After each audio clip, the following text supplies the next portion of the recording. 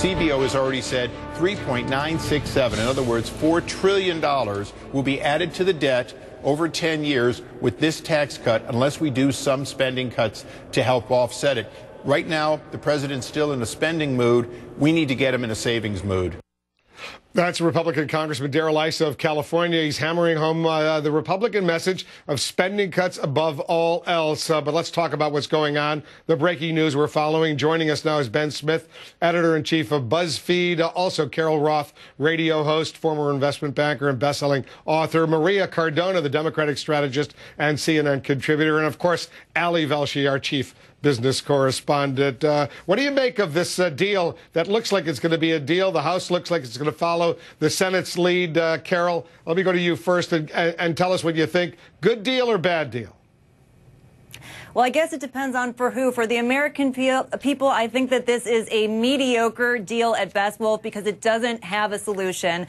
I have a very hard time throwing a parade for a Congress that took 13 months to get a mediocre solution that doesn't address spending, doesn't address the debt, raises taxes not only on the wealthy, but I keep hearing it's not raising taxes on the middle class. That's not true. The payroll tax cut is expiring. So taxes are going up for everybody, and we're going to end up in a situation where we end up fighting over the debt ceiling and sequestration in 2 months. So maybe the market makes out okay, but the American people didn't make out okay with this. Yeah, but that payroll tax cut was only implemented as a stimulus for a year. It was always seen as a temporary measure. Neither Republicans nor Democrats, Carol, really were pushing to keep it going. But let's Maria. And I agree. Yeah, I want Maria. I agree, Wolf. Yeah, go ahead. I would say that I agree. I think it's a good thing, but I do think that we should be honest and not let the political rhetoric get in the way and be very, very clear that this is a tax hike on everybody. Go ahead, Maria. You want to respond?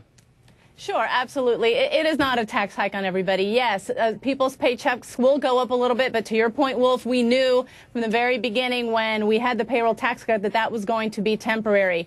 This is a very good deal for the American people because it avoids huge tax hikes for 98% of the American people, American families who are hurting, 97% of small businesses who are also hurting. That is a very good thing for the majority of the American people tonight who now know that their taxes are not going to go up.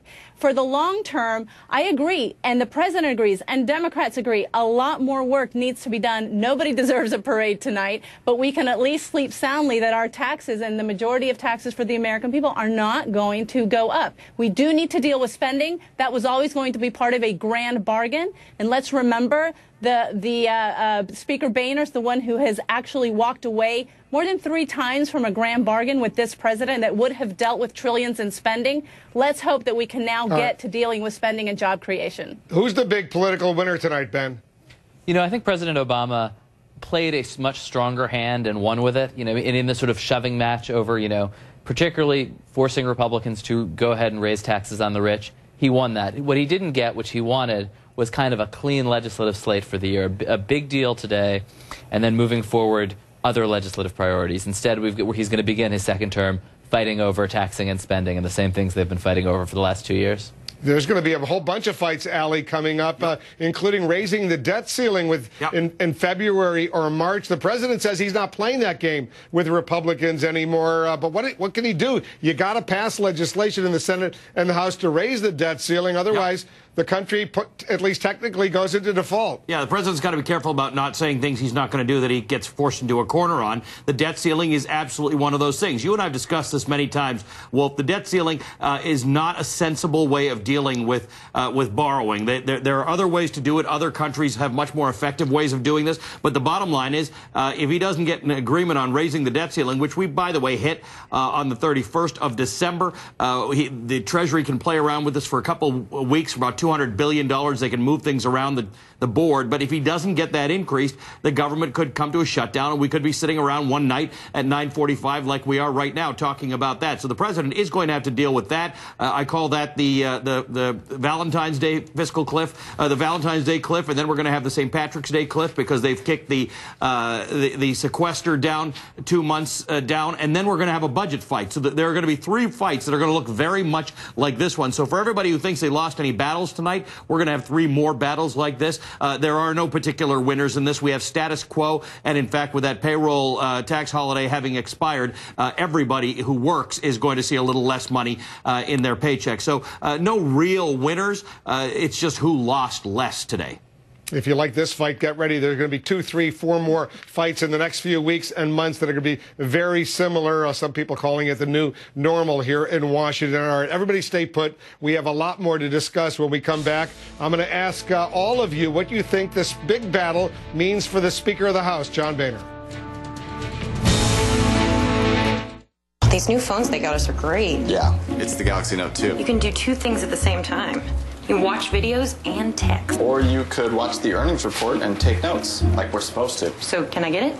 Yeah. All right. Either of you put together the earnings reports? Yes, me, totally. Why don't you tackle the next quarter while we go to lunch? Poo-poo platter? Yep. Keep up the good work. I will keep up the good work. Do more with the new Samsung Galaxy Note 2. For a limited time, get 2 flip covers for the price of 1, exclusively at Verizon. My dad touched people's lives. People just loved him. And he's not here anymore, so I would love to get more of who he is, where he came from. I've never been on Ancestry.com before. I will put in first name, last name, New York. Oh, that's him. Oh, my daddy was 2. There's so many things I want to learn. I can't take my eyes off the screen. Make your own discoveries with the help of Ancestry.com. Start searching for free right now. I gave birth to my daughter on May 18th. 5 days later, I had a massive heart attack. Bayer aspirin was the first thing the EMTs gave me. Now, I'm on a Bayer aspirin regimen. Be sure to talk to your doctor before you begin an aspirin regimen. Learn from my story.